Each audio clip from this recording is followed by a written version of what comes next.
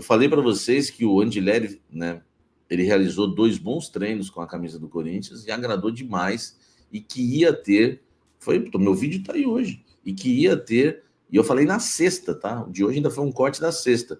Eu falei que ele ia ter a sua estreia acelerada no Corinthians. Acelerou bastante. O Corinthians entra em campo hoje no 4-3-3. Diferente, né, sem o Garro, e o Corinthians não teve o Coronado no lugar do Garro. As novidades foram Romero no ataque e Gustavo Henrique na defesa. Claro que a zaga, a gente sabia que o Corinthians ia mudar essa zaga também, né, o Félix Torres atuando no lugar do André Ramalho. O Corinthians atua no 4-3-3. O 4-3-3 do Corinthians tem a linha de 4, né, com o Mateuzinho, Torres, o Gustavo Henrique e o Matheus Bidu. Depois vem uma linha de 3. A linha de 3 tem Carrídio, Martínez, que cada dia mais vai se firmando como primeiro volante, e na esquerda o Bidon, para mim, que fez uma partidaça, tá? O Breno Bidon, para mim, foi o melhor jogador do Corinthians no jogo de hoje. Lá na frente, Romero na direita, Yuri Alberto de centroavante e o Memphis na esquerda. Claro que o Memphis caía muito, né, por dentro também, às vezes para tentar armar o jogo, enfim, de uma maneira não posicional. Eu não gosto do Memphis ali, mas o Memphis, cara, fez uma boa partida, velho. Eu não gostei do primeiro tempo. Por quê? O Corinthians, até fazer o gol, o Mirassol dominava o jogo. O Corinthians estava confuso no esquema 4-3-3 e o Corinthians estava perdido taticamente no sentido de objetivo, de postura, não de objetivo, de postura. Por exemplo, marcamos o Mirassol atrás da linha da bola, até o primeiro tempo todo, mas é que depois do gol, o Corinthians passou a administrar o jogo e dominou o jogo. Mas até sair o gol do Corinthians, quem estava melhor no jogo era o Mirassol que marcou alto, o Mirassol que triangulou, o Mirassol que saiu trocando passes, e o Corinthians marcou atrás da linha da bola. Se você reparar, até a metade do primeiro tempo, mais ou menos, ou até sair o gol, o Mirassol ele conseguia conduzir a bola até o meio campo do Corinthians. Aí o Breno Bidon, que para mim já era o melhor jogador do Corinthians na partida, inclusive defensivamente, ele pega uma bola e faz, né, o cruzamento para o Memphis Depay cabecear e o Muralha espalma para escanteio. Na cobrança de escanteio, quem pega a bola para cobrar? Memphis Depay, meu irmão. Essa é que é a verdade. O Memphis Depay cobra o escanteio e o Romero, ali numa falha defensiva horrorosa do time do Mirassol, faz o gol. O Corinthians, depois do gol, passa a administrar o resultado. O segundo tempo, o Corinthians joga melhor, mas joga melhor porque o Mirassol também dá mais espaço. E o Corinthians começa a encaixar mais os contra-ataques. E aí vem a melhor parte, né? O Ramon faz algumas substituições e estreia o Andileri. Jogador que eu trouxe em primeira mão, que o Corinthians havia feito proposta, que estava bem encaminhado. E eu falei na sexta-feira que iam acelerar a estreia dele, porque ele tinha treinado muito bem. O cafezinho não erra. E o cara, o primeiro lance dele, eu já fiquei impressionado. Porque a minha fonte falou o seguinte, Samir, no treino que eu vi dele, ele mostrou que domina a posição, força física e apoia muito bem o ataque. 3 coisas. Vocês viram, quem assistiu o vídeo na sexta-feira, eu coloquei isso no blend e também citei no Café da Fiel. O cara conhece da posição, força física e chega com muita força no ataque. No primeiro lance dele, ele toca a bola e corre para receber. Só que o passe, eu não lembro quem deu o passe, foi o Memphis, o passe foi muito longo, e aí ele teve que dar um pique para ir para a linha de fundo. Ele chegou mais ou menos na linha, cruzou, a bola bateu na rede do lado de fora. Mas eu já fiquei impressionado, um cara que não joga há 9 meses, dá um pique daquele e cruzada com aquela força. E aí ele já volta correndo. Eu falei, pô, esse cara tem uma força física boa, né? E depois, no lance do gol, ele mostrou que, tecnicamente, também ele é muito bom, porque, né, ele domina a bola, carrega ela no tempo certo, aí fica olhando, até fazer o cruzamento, que foi aquele cruzamento à la Kleber, né? Onde o cara cruzou exatamente onde ele queria, tá? E se você reparar que eu sou meio doido na câmera por trás, hoje em dia faltam muitas câmeras boas para a gente analisar os gols, né? Mas teve uma câmera que mostra assim que ele até engana um pouco o marcador, porque parece que ele vai cruzar no segundo pau. Mas ele já sabia que ele ia cruzar ali. Ele faz assim, ele dá uma olhadinha como se fosse pro segundo e, né, acaba cruzando mais rasante ali para o meio da área onde está para onde está o Memphis, e o Memphis cabeceia e o Muralha é muito ruim, cai com ela para dentro do gol. Olha o que me preocupa, tá? Porque eu não estou vendo Mirassol. Mirassol, certeza que a gente ia passar. É como a UCV, é certeza que a gente vai passar. A gente tem que pegar esses jogos e analisar já pensando no futuro. Então presta atenção no que eu vou falar agora. O problema do Mateuzinho no jogo contra o Santos é Neymar joga daquele lado. Neymar joga hoje no meio, eu sei disso, mas ele cai muito pela esquerda. Ele gosta mais de cair pela esquerda do que pela direita. Então ele vai buscar jogo ali com o Guilherme, ou vai buscar jogo com o Soteldo. E aí tem um problema gravíssimo. Além do Mateuzinho ser um perdido no sentido defensivo, o Ramon Dias, duvido muito que num jogo decisivo como esse contra o Santos, por exemplo, nós não sabemos se é o Santos ainda, de semifinal de Campeonato Paulista, ele tira o André Ramalho. E aí a gente vai ter um lado direito desequilibrado, uma cobertura que não é cobertura, porque o André Ramalho não tem força para fazer essa cobertura. Então, quando o Mateuzinho sair ali para o combate, não tiver ali, ou tomar o drible do Neymar, ou do Guilherme, ou do Soteldo, cara, o André Ramalho não vai chegar na cobertura. Isso me preocupa. Eu acredito que o André Ramalho não jogou hoje com uma postura nível Garro. Eu não acho que ele perdeu espaço no time hoje.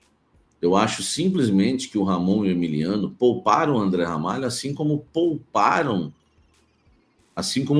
o Garro. Tá? O André Ramalho, para mim, não perdeu a posição hoje. Posso estar errado. Pode ser que quarta-feira o André Ramalho não esteja em campo.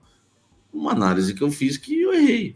Gente, realmente o André Ramalho já perdeu a posição, porque merece perder. Eu acredito que o André Ramalho ainda não perdeu a posição. Hoje ele foi apenas poupado. Na zaga, o Félix Torres hoje fez uma boa partida. Só que o Félix Torres é tipo Muralha. Muralha faz uma defesaça e entrega 2 gols. Muralha faz 2 defesaças e entrega 2 gols. Muralha é horrível. O Félix Torres, ele vai bem, só que, cara, ele é sujeito a chuvas e trovoadas. Por exemplo, a falta que ele sai para dar o bote, ele sai para cercar, velho. Você não precisa fazer a falta. Ele faz a falta, o Corinthians toma o gol, o juiz deu impedimento correto. Então, assim, só que eu também sou honesto. Eu já falei isso aqui no programa de hoje. O Félix Torres é melhor que o André Ramalho em 2025. Por hierarquia e no quesito campo fala, ele merece ser mais titular que o André Ramalho na temporada 2025. Entendeu? Então eu não vejo o problema do Félix Torres ser titular. O que eu estou dizendo é que o Félix Torres, e depois não digam que eu não avisei, ele é um cara que pode fazer 89 minutos bem numa partida, só que nos derrubar em 5. Então, assim, eu hoje, Samir Carvalho, escalaria João Pedro Choca na direita e Gustavo Henrique na esquerda. Gustavo Henrique, partidaço, bola no alto, o Corinthians melhora muito com ele. É um jogador que não é perna de pau, tecnicamente, ele é bom, ele só não tem a velocidade dos outros. Pô, também é o tamanho do cara para ter velocidade. Aí ele seria o melhor zagueiro do futebol mundial. Se ele fosse rápido, se ele fosse super veloz, ele seria o melhor do mundo. Mas ele é um cara que pelo menos me passa segurança. Não é um cara burro. Não é um jogador que você fica, ai meu Deus, vai fazer uma cagada e vai acabar com tudo.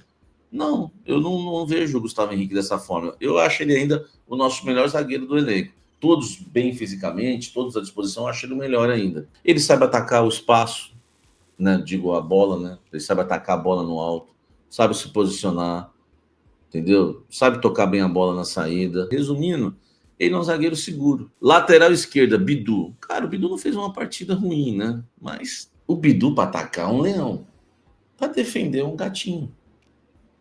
Entendeu? Simples. O Bidu errou feio. O Bidu teve uma falha. É que quando a TV não a comentarista não vê, o repórter não fala, o narrador não cita, aí passa batido. Mas quem presta atenção no jogo vai observar que o Bidu teve uma falha grotesca de erro de passe na linha no primeiro tempo, quando o jogo ainda estava 0-0 e perigoso para o Corinthians.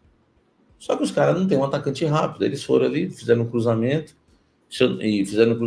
e alguém afastou. O Mateuzinho. O Mateuzinho afastou para escanteio. O Andileri havia realizado 2 treinos com a camisa do Corinthians. Eu informei vocês com exclusividade. Eu falei que ele foi tão bem, mas tão bem, que iam acelerar a estreia dele.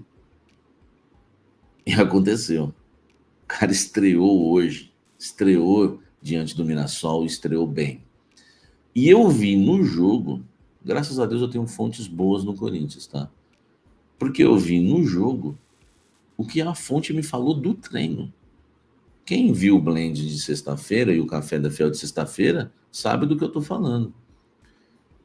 Um cara que conhece a posição, um cara que tem força física e ataca com força.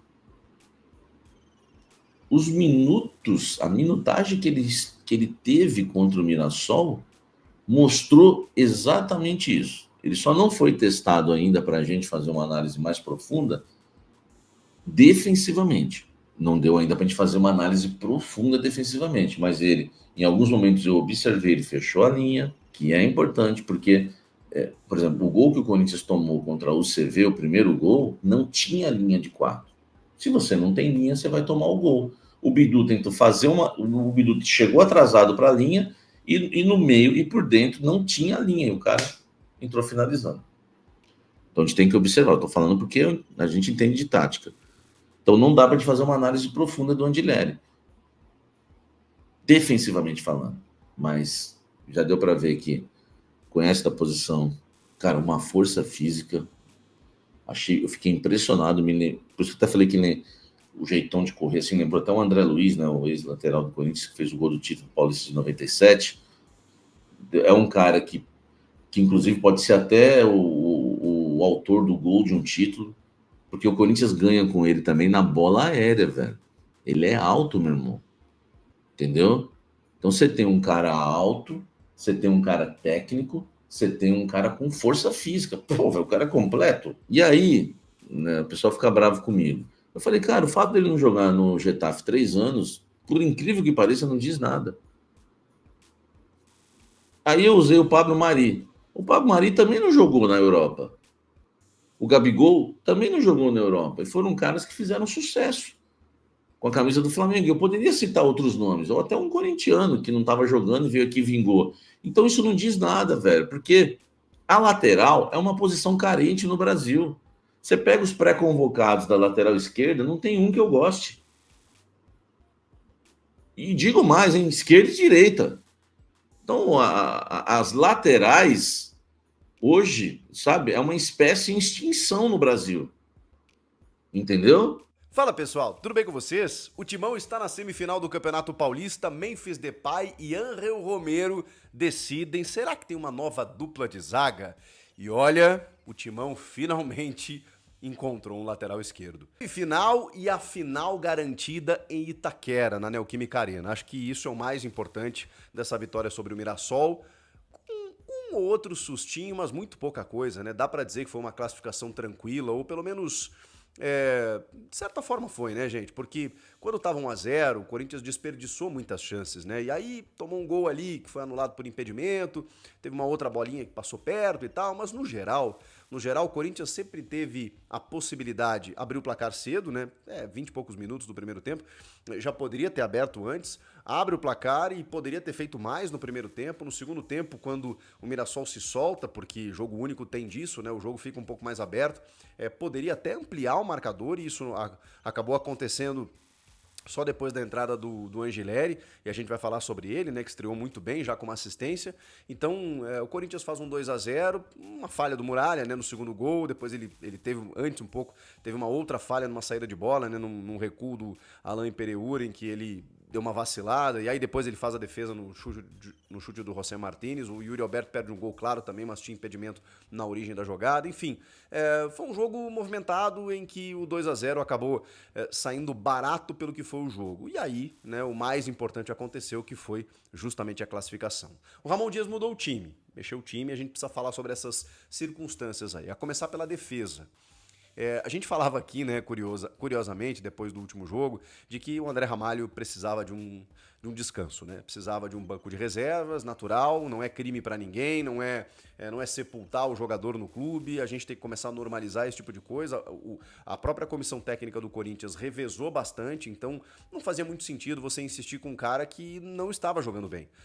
E eu sou fã do André Ramalho, eu sei daquilo que ele já entregou para o Corinthians, vocês todos sabem também, especialmente numa linha de 3, depois quando o formato, né, tático do time se alterou com a chegada de novos jogadores do meio para frente, né, o Carrilho, o Memphis e tal, o time incorporou e ele, pelo bom momento do time também, continuou jogando bem. A questão é que ele terminou o ano de uma forma, mas não começou o ano da mesma forma. E a gente falava aqui, olha, de algumas duplas testadas aí pelo Ramon, 2 jogadores, né, tem uma dupla aí que não tomou gol, que foi a em 3 jogos, pelo menos, né? Nos 3 jogos vazados, era essa a dupla, Félix Torres e João Pedro Tchoca. O Tchoca mesmo conquistou a titularidade ao longo do Campeonato Paulista, né? Especialmente na vaga do Kaká, que não estava entregando, e o Tchoca realmente querendo e pedindo passagem. E tinha o Gustavo Henrique machucado. Então a gente estava tentando entender de que maneira ele montava essa dupla. Ele escolheu para esse jogo o Félix Torres e o Gustavo Henrique. Já foi bem diferente. Eu preciso ser justo aqui. O Félix Torres vem jogando bem esse ano, cara. Ele nunca foi alçado à condição de titular, ele sempre foi dentro de uma defesa alternativa e muitas vezes tendo que jogar com o Kaká ou quando ele jogou com o João Pedro Tchoca e, cara, nas vezes em que ele foi acionado, ele foi bem, como nessa partida. O Félix Torres, ele tem as suas limitações, ele é um rebatedor, né? Ele é um zagueiro mais, digamos, mais simplificado e que bom, desde que ele perceba isso, né? O que me incomoda é muitas vezes um zagueiro que tem as suas limitações técnicas e que daqui a pouco tenta sair jogando ou busca um enfeite aqui, outro ali. O Félix Torres sabe, ele é muito forte fisicamente, ele não é tão veloz, mas ele tem sido nesse ano muito ágil, posicionado, simplificando as ações, muito concentrado. Eu me incomodava um pouco às vezes a dispersão do Félix Torres em alguns momentos. É um cara de Copa do Mundo e seleção equatoriana. E o Corinthians pagou caro para tirá-lo do Santos Laguna do México. Não podia ser tão ruim assim como em muitas vezes ele apareceu. Ele está bem. E hoje fez uma boa atuação ao lado do Gustavo Henrique, que deu uma vaciladinha numa subida do Alain Pereur, que cabeceou, a bola passou por cima, o Mateuzinho até estava na jogada, mas foi um lance de mais perigo, assim, né? E o Gustavo Henrique é muito alto, né? Então o Alain Pereur conseguiu subir ali. Um problema que a defesa do Corinthians vem enfrentando. Mas também, se a gente for analisar, que talvez o Mirassol não tenha exigido tanto assim. Eu não vou por esse lado, porque times bem inferiores tecnicamente ao próprio Mirassol deram trabalho para a defesa do Corinthians. Então, quando o Corinthians passa ileso, sem tomar gols e com poucas chances criadas, eu preciso valorizar. Foi um Corinthians que tomou gols e sofreu contra Guarani, da Série C do Campeonato Brasileiro, e contra a Universidade Central da Venezuela, que é um time estreante em Libertadores e muito inferior tecnicamente. Então, quando vai bem contra o Mirassol, que é um adversário de Série A, a gente precisa valorizar. Eu não sei se é uma nova dupla de zaga, porque o João Pedro Tchoca também estava bem. Não sei se tem uma questão aí do Gustavo Henrique precisar jogar, porque, enfim, terminou bem a temporada também, né? Eu preciso de mais tempo para vê-lo, mas foi um teste com 2 zagueiros que estão bem, e eu preciso referir que Félix Torres é um deles. Nas laterais, o Mateuzinho acho que fez um jogo correto, nada demais também, né? A galera, às vezes a gente pega no pé muito pelo histórico, né? Então eu tento analisar jogo a jogo. Tem jogo que ele vai bem, eu vou elogiar, tem jogo que ele não vai. Enfim, eu já falei aqui que eu não acho que ele seja a solução para o Corinthians. Tô vendo um movimento muito importante na lateral esquerda que eu gostaria de ver na lateral direita, mas não vai acontecer agora porque a janela fechou, inclusive, né? Mas aí a gente vai para a esquerda e aí temos uma solução. Não, o Corinthians agora tem lateral. E eu não estou sendo exagerado pelos poucos minutos que o Angileri atuou e acabou dando uma assistência para o Memphis, que inclusive garantiu aí a classificação do time. Não é só isso. É porque a comparação, o nível de comparação, ele é gritante nesse momento quando você tem o Hugo e o Matheus Bidu. O Matheus Bidu, cara, assim, eu reconheço que ele terminou o ano passado muito bem, deu uma volta por cima, estava emprestado, negociado, virou titular na bola, conquistou isso, fez gols importantes, né? Terminou a temporada num time muito ajustado e ele funcionando, isso super reconheço. Esse ano ele não tá bem, especialmente defensivamente, quando a exigência começa a ser um pouco maior para o time, aí você olha e fala assim, bom, o nível de jogadores que o Corinthians tem, ele exige um nível maior em outras posições, e aí nas laterais eu entendo que não seria o caso de Mateuzinho e Matheus Bidu, muito menos o Hugo, muito menos o Hugo. Então assim, quando você tem, e o Palácios não dá para contar, o Angileri, que chega e veste a roupa de um lateral e ocupa bem aquela função, e é um cara equilibrado defensiva e ofensivamente, é um cara que inclusive se prontificou a jogar de zagueiro, ou seja, ele tem uma recomposição muito boa e ao mesmo tempo uma subida como a que ele deu, gente, é coisa de lateral de ofício. Ele avançou com a bola dominada, a marcação foi diminuindo demoradamente, porque ele teve espaço para jogar, como eu disse, o Mirassol ofereceu isso, e aí ele olha para a área, olha para a bola, olha para a área, e aí ele não olha mais para a bola, ele só bota na cabeça do Memphis. O Muralha falhou, caiu para dentro do gol, não sei o quê, a bola estava em cima dele. Exploda-se. O Memphis fez o movimento correto, a assistência foi maravilhosa e ele cabeceou para fazer o 2-0. O Memphis também merece um capítulo, cara. O Memphis jogando numa função um pouco diferente, porque as mudanças não pararam por aí, né? O Ramon começou com o Bidu, depois colocou o Angileri, e no meio de campo, ele abriu com o Martinez, Carrilho na direita, o Bidon na esquerda, e o Memphis, ele não foi necessariamente o meia atrás dos atacantes, mas ele foi um camisa 10, né, jogando um pouco mais de trás, mas mais pelo lado esquerdo, caindo por dentro, né, fazendo esse movimento, esse balanço. O Romero e o Yuri se alternando lá na frente no ataque. Com isso, uma disciplina tática muito importante, especialmente do Romero e do Memphis, né? O Romero mais pela direita, o Memphis mais pela esquerda, e os dois cobrindo laterais, né? O Reinaldo é um cara que sobe muito, especialmente pelo lado esquerdo. Então eles tiveram esse compromisso. Claro que o Memphis ainda com algumas limitações. Terminou o jogo, vi até ele sem camisa, me pareceu mais sequinho, assim, né? Eu vi a galera comentando que ele tava mais pesado. Acho que não. Acho que ele tá entrando na forma e, cara, os números dele são inquestionáveis, né? Você pode pegar um jogo do Memphis no Corinthians, invariavelmente, ou ele dá uma assistência ou ele faz um gol. Ou ele participa da jogada, ou ele influencia no jogo de alguma maneira. Não dá para desconsiderar o que o Memphis faz para o Corinthians, né? E está classificando, sim, o Corinthians para uma semifinal. Junto do Romero. O primeiro gol é uma cabeçada muito mais difícil de pegar que a segunda, né? Rasante, numa cobrança de escanteio do Memphis. Ele no meio da defesa se abaixa até para poder fazer o cabeceio. E o Romero, enfim, 66 gols com a camisa do Corinthians, né? Passando o Jô, inclusive, como artilheiro do século XXI, que o Jô 65, agora ele 66. São 42 gols na Neoquímica Arena, dono máximo, né, desse estádio, onde ele se sente muito bem à vontade e é um cara importante, um cara de grupo, que às vezes até ocupa um espaço à frente do Thales Magno, coisa que a gente contesta um pouco, mas não dá para dizer que ele não entrega também, né? Pode ser que um jogo ou outro ele passe batido, pode ser que o Romero daqui a pouco perca alguns gols e tal, mas daqui a pouquinho o Romero tá lá ajudando, colaborando, brigando, a gente conhece o Romero e vocês conhecem mais do que eu, né? Então foram dois caras importantes que resolveram a parada com seus gols, o Memphis com a sua assistência e o seu gol também, veja só, né? Um cara que tá sempre com números positivos. Então não dá pra gente desconsiderar isso. O Garro entra mais pra reta final, imagino eu que numa preservação, já que o Garro volta depois dos demais, emenda uma sequência gigantesca aí, né? O Corinthians tá com 15 jogos já no ano, uma coisa louca, de 3 jogos, jogos de 3 em 3 dias. E o Galo precisava num descanso, tem um jogo importantíssimo, tem uma viagem para o Equador na quarta-feira, e na semana que vem tem outro jogo importantíssimo, que pode ser um clássico, na semifinal do Paulista, então não tem sossego agora, gente. E eu entendo esse descanso pro Garro num jogo teoricamente mais controlado. O ideal seria testar o Coronado também, né? Que eu acho que teve boas oportunidades quando o Garro não estava, e aí depois quando o Garro voltou, ele simplesmente não jogou mais, mesmo quando o Corinthians precisava de um meia. Ou era o Memphis por ali, ou era o Thales Magno por dentro, e o Coronado simplesmente, né, entrando em minutos finais de partidas e tal.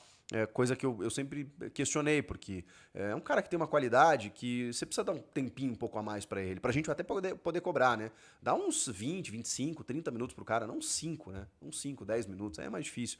Mas ele machucou, nem foi relacionado pro jogo, por conta de uma lesão muscular aí, nem tava relacionado, que é uma pena, porque eu acho que hoje ele teria jogado.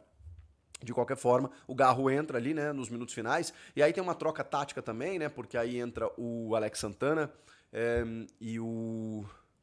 Entrou o Alex Santana, o Bidon e o Maicon, entrou o Alex Santana e o Maicon. O Martinez vai para a direita, que é uma função que ele tem adorado fazer e tá muito bem, inclusive, né, no lugar do Carrilho. Aí ele espeta um pouco mais por ali. O Maicon abre o meio-campo, né? O Maicon que está buscando esse espaço ainda e já fez a função de primeiro volante várias vezes no Corinthians, surgiu assim, inclusive. Depois ele joga de segundo também, né? O Bidon pela esquerda, que acho que fez um baita jogo também. O Bidon e o Carrilho. Putz, cara, esses caras não jogam mal, como eles casaram ali nesse meio campo. Mesmo que você mude o sistema, né, sendo um 4-3-3, não um 4-4-2, não um losango, ou tendo 3 atacantes, ou um meia com dois atacantes, né, ou um ponta mais aberto, enfim. De qualquer maneira que você jogar, tendo esses dois meio-campistas ali, o time constrói bem, o time funciona. Então eu tenho boas expectativas com relação a esse formato, né? Mesmo que você altere um pouquinho ali do meio para frente, né? Um repertório que o Ramon está tentando adotar aí, né? Nesse Campeonato Paulista. Não sei se a fase de testes ela ainda pode existir, né? A gente fez uma live depois do jogo, muita gente questionou o seguinte: poxa, quem sabe não testa um 3-5-2, quem sabe não testa um sistema diferente. Eu acho que Agora, se você, enfim, tem uma ideia, uma mínima ideia do que fazer, tudo bem que com 3 zagueiros ele até já jogou assim ano passado. Se você já tem uma ideia do que fazer, se os seus treinamentos estão mais convincentes em relação a isso, ok.